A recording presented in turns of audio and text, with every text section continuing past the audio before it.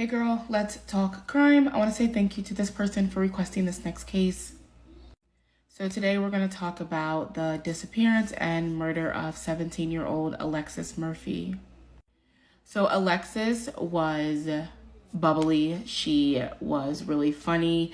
She was happy. She was a star volleyball player in her senior year, had plans to go to college, and she had a really active social life.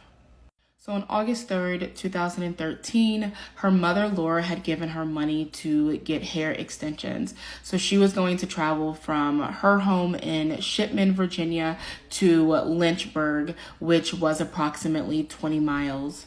She borrowed her dad's car and left around 3 p.m. that day. So Alexis had a midnight curfew and she stuck to that. And when her grandmother, who lived with them, realized that it was past midnight, that something was wrong, because that was really uncharacteristic of Alexis, she did call her mother, who was working the night shift, who called her father, who ultimately called police and reported Alexis missing. So 3 days later, her father's white car was found in the parking lot of a Charlottesville movie theater. It was abandoned the night after Alexis had went missing. However, cameras could not determine who was behind the wheel. So hours after she went missing, the app Find My Phone had led police to an area in Arlington, Virginia called Oak Ridge Estate. The investigator, sheriff's authorities did search this entire area. However, it was a dead end. On May 5th, they were finally able to obtain her phone records, and her last known ping came from a gas station in Livingston, Virginia. So on surveillance, it showed that she didn't seem to be distressed or distraught or seem like anything was wrong. However, there was a unidentified man that held the door open for her, and it seems as if they did exchange words.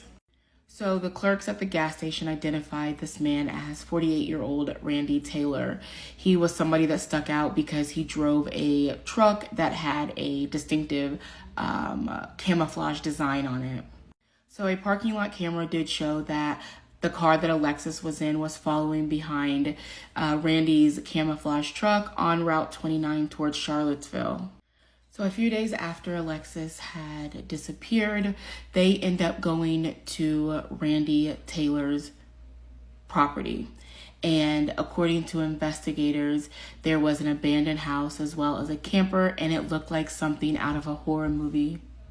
So they had asked Randy if he knew anything about Alexis's disappearance or if he knew her, and he said that he did not. And then when they showed him that they had footage of them together at the same gas station, he changed his story and said that she was with another man and they had actually come to his property to purchase marijuana. Authorities obtained a warrant to search Randy's property, and they end up finding a torn fingernail, an earring, as well as hair extensions that were all identified as belonging to Alexis Murphy. So he was arrested, and her cell phone was actually found about 70 feet away. It had been smashed.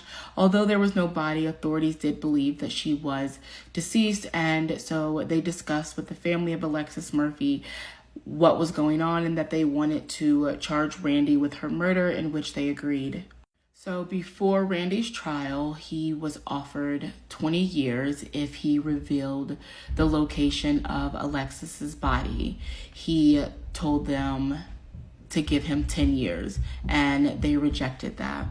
In May 2014, he was convicted of abduction and first-degree murder and was sentenced to 2 life terms. On February 5th, 2021, remains that were discovered a month prior on a private property near Route 29 were identified as missing Alexis Murphy.